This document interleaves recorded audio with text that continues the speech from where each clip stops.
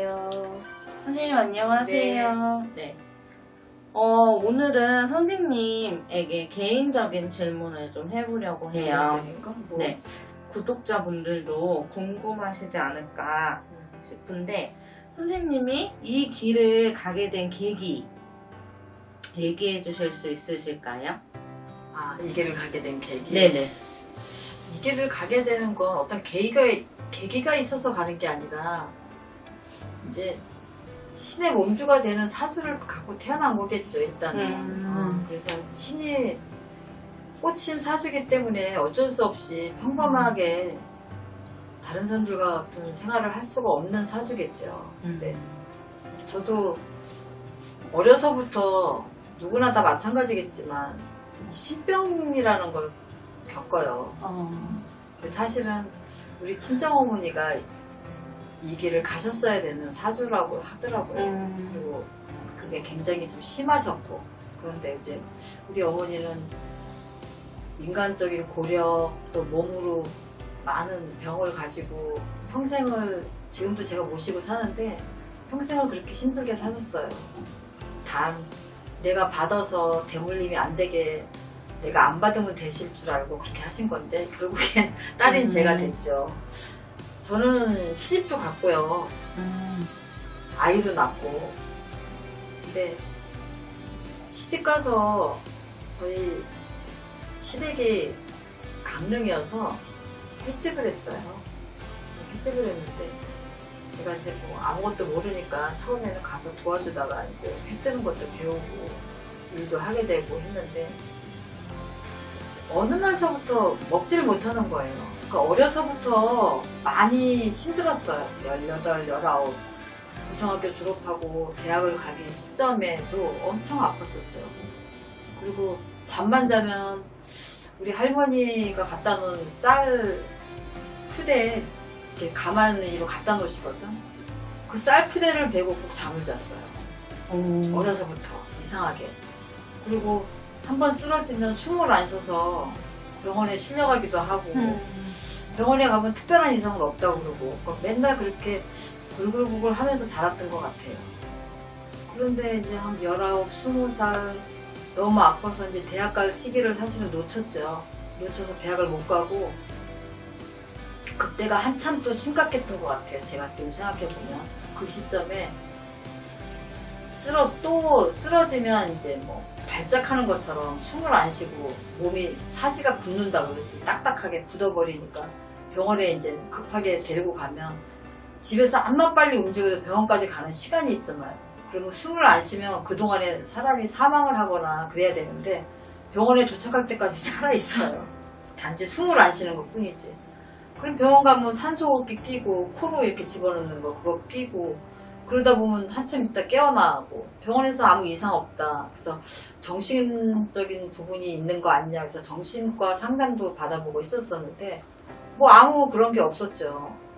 그리고 한동안 잠잠해서 또 사랑하는 사람 만나서 어쨌든 간에 시집을 가고 또 가정생활을 꾸리는 도중에 또 한 번 위기가 오죠. 그래서 한 달 보름 거의 2달가량을 아무 음식도 입에 넣질 못했었어요. 아무것도 받지를 않아서 물만 먹었는데 나중에 그 물도 티스푼으로 입만 죽이는 거지 여기서 넘어가질 않는 거예요. 남들은 그냥 삼키면 되지라고 하는데 삼켜지지가 않으니까 입안에서만 우물거리고 여기서 삼켜지지가 않고 누가 막고 있는 것처럼 기도 자체가 막힌 것처럼 넘어가질 않으니까 그 음식을 못 먹고 한 달 보름 이상을 그렇게 있다 보니까 기운도 없고 아무것도 없잖아요. 일반 사람 같으면 아마 누웠을 거예요. 병원에 입원하든지. 근데 저는 횟집에서 열심히 생선을 만지고 일을 했어요. 그러다가 그냥 누가 불현듯이 빨리 뭐 손님 몇 명 오니까 단체 오니까 고기 잡아 옆에서만 계속 누가 말을 하는 거지. 뒤에서 그 처음에는 그게 이상해서 툭툭 건드리기 시작하는 거죠. 제 몸을. 어떤 일이 생길 때마다 누군가가 말을 해줘요. 자꾸 건드리면서. 근데 그런 것들이 나중에는 조금 익숙해지니까 얘기를 하면 그냥 그 말에 따라서 움직이는 거죠. 그리고 뭐 얘기를 하면 알았어 이렇게 말까지 하고, 그러면 사람들이 모르는 사람들이 볼 때 혼자 중얼거린다고 얘기할 수 있는데 영락 없이 뭐 광어우럭해서 한 20인분 잡아놓으면 영락 없이 20명 예약이 들어와요. 신기할 정도로. 그래서 우리 시어머니가 들어가서 이제 주방에서 주방장들이랑 그걸 하고 있으면 애미야 예약 있냐? 그러면 아니요 라고 그래요. 예약 받은 거 없는데 예약 올 거예요. 그러면 나를 이상하게 생각했어요, 시어머니가. 근데 영락 없이 그 예약이 들어오기도 하고, 너무 많은 것들을 그렇게 몸으로 느끼고 체험하고 한 2달가량을 못 먹기 시작하면서 아는 분이 이런 일을 하시는 분이 계시다고 해서 우리 애기 아빠가 그분한테 저를 데려갔죠. 데려갔는데 우리 아들이 엄청 토실토실하게 생겨가지고 투시병마라고 불렀는데 저보고 심을 받아야 된다는 거예요. 근데 우리 시어머니도 교사 출신으로 또 교회를 열심히 다니시는 분이셨고 이런 일을 한다는 거는 말도 안 되는 거예요, 집안 자체가. 또 우리 아들은 뭐 독자고 우리 애 아빠도 독자였기 때문에 우리 집안에 무당 며느리가 생긴다는 거는 있을 수 없다고 반대를 하시는 상황이었기 때문에 받을 수가 있는 상황이 아니었죠. 그러고 있다가 점점 그 증상이 이제 심각해지는 거죠. 근데 우리 신랑이 이대로 놔둘 수는 없을 것 같으니까 받자, 정말로 받아야 되는지 시험을 한번 해보자 그래서 태백산까지 가서 심판대에 섰었죠. 근데 거기서도 완전히 말문이 터져버렸어요. 거기서 안 갔어야 될 수도 있는데 거기 가서 완전히 말문이 터져버린 거예요. 그래서 방울부채를 일단 그분 신당에다 맡겨놓고 태백산에 갈 때 방울부채를 사가지고 갔었거든요. 진짜로 내가 해야 될 사람인지 안 해야 될 사람인지 한번 해보신다고, 테스트를 한번 해보신다고 방울부채를 샀는데 그걸 들고 제가 거기서 말문이 터져버린 거예요. 고민을 많이 했죠, 애 아빠하고. 그래서 일단은 반대가 너무 심하시니까 할 수는 없고 일단 그분한테 방울부채를 맡겨놓고 집으로 왔죠. 근데 이미 신을 건드려 버렸잖아요. 그러니까 말문이 터져버리니까 사람만 보면 그 사람에 대해서 이렇게 읽혀지는 것들이 있는 거예요, 자꾸. 근데 그거를 누르고 그냥 살래니까 얼마나 제가 힘들겠어요. 그러니까 말문이 터지기 전과 후가 완전히 완전히 달라지는 달라요. 말문이 터지기 전에는 느낌만 있고 누군가가 얘기해주는 게 귀로 들리고 이런 것만 있었죠. 그 사람을 보면 나도 모르게 어떤 말들이 막 나오진 않았었거든요. 그런데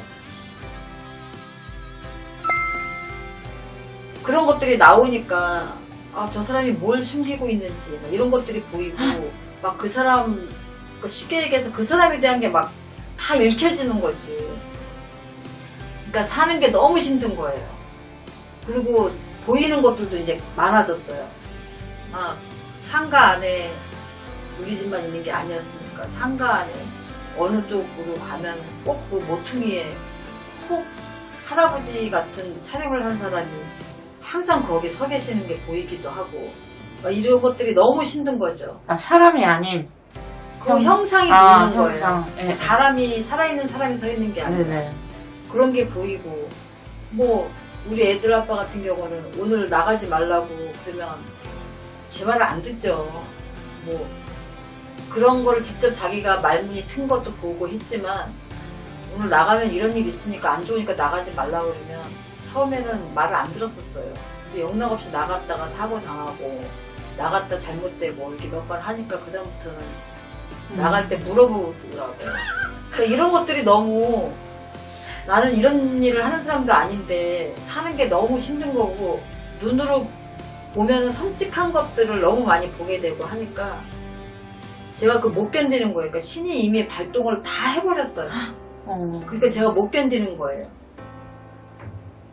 그러니까 결혼 생활도 힘들었지만 제가 결국은 결혼 생활을 포기를 하게 된 거죠. 포기를 하고 친정으로 올라왔어요. 올라와서 지금의 제 신엄마를 만나서 내림을 받게 됐고, 내림을 받고 나니까 신을 모신다는 게 아기 때는 몰랐는데 내가 우리 부모님이나 우리 남동생이 하나 있는데 남동생도 신의 가물이 많아요. 내가 조금만 잘못해도 내 부모나 내 동기인 신을 건드리시는구나. 내가 조금만 잘못해도 신의 원당 결신당을 찾아주시는 저희 제갓집들이 힘들어지는구나. 이런 게 어려서 이게 신애기 때는 진짜 발바닥으로 예를 들어서 발바닥으로 빌어도 다 들어주세요. 할아버지 뭐 이런 분이 와서 집 매매하고 싶대요. 얘기는 잘 모르니까 할아버지가 해주세요. 이렇게 말만 해도요 할아버지들이 다 해주세요. 그런데 우리가 시집살이 하는 거랑 똑같아요. 귀머거리 3년, 벙어리 3년, 장린 3년 10년 세월을 넘기고 때까지 신에서 너무 많은 시험을 하세요. 제자가 올바르게 가고 있나, 올바르게 못 가고 있나. 그런데 누구나 다 마찬가지겠지만 남은 속일 수 있지만 내 자신은 사실 못 속이잖아요. 그것처럼 신에게를 가는 이 제자들은 신명의 눈을 속일 수가 없어요. 그래서 베푸는 대로 걷어들이는 거고, 또 우리가 스님들한테 점사를 보거나 구술 연행해서 버는 돈은 모든 사람들이 다 근심돈이에요. 사실은 그 사람들의 근심을 우리가 받고 풀어주는 거라서 우리가 버는 돈은 근심돈이에요. 그래서 구술해도 쌀집, 떡집, 뭐 만물상, 야채가게, 과일가게 여럿이 다 나눠 먹는 거잖아요. 그거랑 똑같아요. 그래서 우리가 신을 받고 신을 모시면서 살면서 정도를 걷지 않으면 분명하게 신명의 회초리는 맞는다. 그래서 우리가 항상 연초가 되면 너무 많은 무속인들을 비방하거나 어떤 사례를 터뜨려서 많이들 조금 텔레비에 많이 나오잖아요. 근데 그런 것들을 볼 때마다 속상한 게 뭐냐면, 저도 신을 받고 신의 연수가 꽤나 됐는데 이제 신은 다 한 번인데 제자가 각석각본이라서 이런 제자 저런 제자 많잖아요. 사람도 성향이 다 틀리고 성격이 틀리고 욕심이 많고 욕심이 없고 사람마다 다 틀리기 때문에 모든 제자들이 다 그런 건 아니거든요. 그 중에 몇몇 그 개개인 그 몇몇 때문에 어렵게 이렇게 가는, 올바르게 가는 무속인들이 전부 다 한통속으로 물매를 맞는 경우도 굉장히 많아요. 그런데 제자들은 신을 모시고 살면서 내가 어떻게 하냐에 따라서 내 식구를 흔들 수도 있고 내 제갓집을 흔들 수도 있어요. 그래서 참 잘해야 되고, 이 자리가 굉장히 무서운 칼날이 있는 것처럼 조심스러운 자리다. 무당의 말 한마디로 사람이 죽고 사는 거기 때문에 허튼 공수도 내버려서는 안 되겠지만 심성이 일단 먼저 돼야 된다고 봐요, 저는.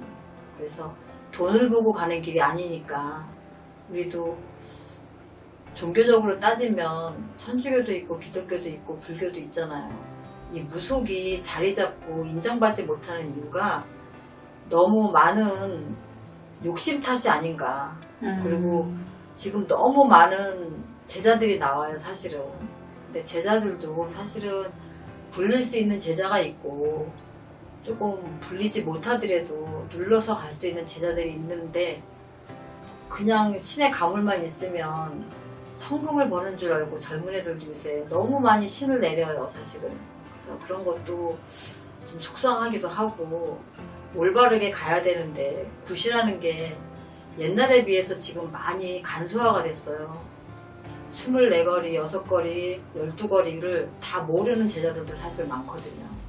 그러니까 돈을 번다는 의미가 아니라 이거는 종교적인 의식이거든요.